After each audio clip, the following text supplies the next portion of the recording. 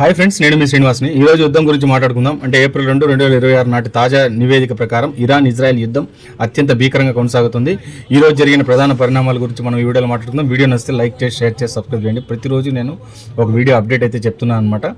ఇక దీంట్లో ఈరోజు చూసుకుంటే ఇరాన్ ఇజ్రాయెల్ యుద్ధం నేటి తాజా రిపోర్ట్ చూసుకుంటే మనకు టెల్ అవీవ్పై క్షిపణి దాడులు. ఈరోజు ఇరాన్ ప్రయోగించిన 10 భారీ క్షిపణులు శకలాలు టెల్ అవీవ్ ప్రాంతంలో పడటంతో 4 ఇజ్రాయేలీలు గాయపడ్డారు. ఇజ్రాయెల్ అంతటా సైరన్లు మోగుతూనే ఉన్నాయి. అలాగే ట్రంప్ హెచ్చరిక. అమెరికా అధ్యక్షుడు డొనాల్డ్ ట్రంప్ ఈరోజు వైట్ హౌస్ నుండి మాట్లాడుతూ రాబోయే 2-3 వారాల పాటు ఇరాన్పై దాడులు అత్యంత తీవ్రంగా ఉంటాయని హెచ్చరించారు. ఈయన రోజు హెచ్చరిస్తూనే ఉంటారు, వాళ్ళు బాంబులు వేస్తూనే ఉంటారనమాట. హార్మోజ్ జలసంధిపై పట్టు. చైనా ఈరోజు ఒక ప్రకటన చేస్తూ హార్మోజ్ జలసంధిలో నౌకలు రాకపోకలు నిలిపివేతకు అమెరికా ఇజ్రాయెల్ల అక్రమ దాడులే కారణమని విమర్శించింది. అయితే చమురు సరఫరా కోసం ఈ మార్గాన్ని స్వాధీనం చేసుకోవాలని ట్రంప్ ఇతర దేశాలను కోరారు.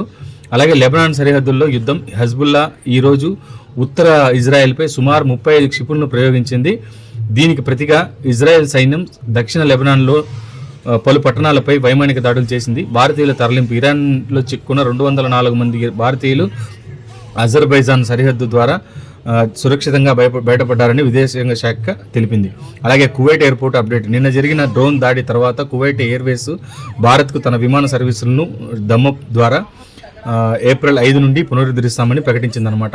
ఇలా యుద్ధంలు జరుగుతూనే ఉన్నాయి. అక్కడ చూడండి, ఒక్కొక్క పెద్ద పెద్ద బిల్డింగ్లను కూడా వీళ్ళు కాల్ చేస్తున్నారనమాట. దాంట్లో జనాభా ఉండారా, జనాభాని ముందుగానే పంపించేశారా వీళ్ళు, ఇవన్నీ ఏం తెలియదు. ఇలాంటి యుద్ధాలు జరగకుండా చూడండి ఎంతమంది జనాలు నిరాశ్రయులు అయిపోతున్నారు. చూడండి అక్కడ పడే ఆ బాంబులు ఈ దాడికి ఏం చేయాలనో జనాలకు దిక్కు తెలియక పాపం తిరుగులేక చూస్తున్నారనమాట. ఇంతే ఫ్రెండ్స్, వీడియో నచ్చితే లైక్ చేయండి.